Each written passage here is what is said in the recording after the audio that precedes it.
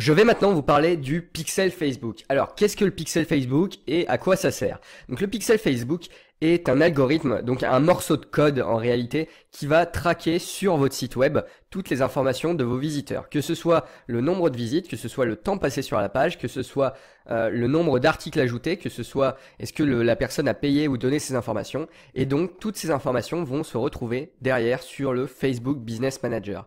Et grâce à ces informations, eh bien, vous allez pouvoir mieux cibler vos pubs, vous allez pouvoir voir quel est votre retour sur investissement et vous allez pouvoir cibler des nouvelles personnes qui ressembleront aux personnes par exemple qui ont acheté vos produits. Donc à ce moment-là, vous allez pouvoir étendre votre business à une vitesse exponentielle petit à petit. Donc c'est vraiment un outil qui est indispensable à Facebook et qui est indispensable donc à votre shop. L'intégration à Shopify est plutôt simple, à savoir qu'il est intéressant de savoir, même si on utilise Shopify sur ce tutoriel, eh bien si vous avez un autre shop e-commerce, vous pouvez intégrer le pixel de même, mais il va falloir le rentrer manuellement dans votre code. C'est-à-dire qu'il va falloir avoir des notions en programmation, et là, des petites notions, attention, hein. Et il va falloir donc gérer ça. Mais avec Shopify, c'est vraiment très simple. Donc il suffit pour cela, pour l'installer, d'aller sur le Facebook Business Manager, puis vous allez en haut à gauche, dans l'onglet, puis vous allez dans Mesures et rapports, puis dans Pixel. Donc c'est au milieu, vous cliquez sur Pixel. Une fois que vous êtes ici, une fois que vous arrivez sur le gestionnaire d'événements, eh bien tout simplement il va falloir cliquer sur Ajouter une source de données et vous allez cliquer sur Pixel Facebook. Une fois que vous avez fait ça, eh bien vous donnez un nom à votre pixel. Donc on va mettre Action T2, parce que j'avais déjà créé. On va créer donc un pixel tout simplement. Vous allez voir que ça se fait tout seul. Et donc la deuxième étape va être de l'installer sur votre store Shopify. Car là vous l'avez créé sur Facebook, c'est bien, mais pour l'instant les deux ne sont pas liés, donc ça ne sert à rien. Donc vous voyez, vous avez plusieurs choix. Soit vous installez le code manuellement sur votre site, comme je l'ai dit, si vous avez un autre site que WooCommerce ou Shopify ou Segment, Magento, etc. Ou vous pouvez envoyer les instructions à un mail, par mail à un développeur si vous avez besoin.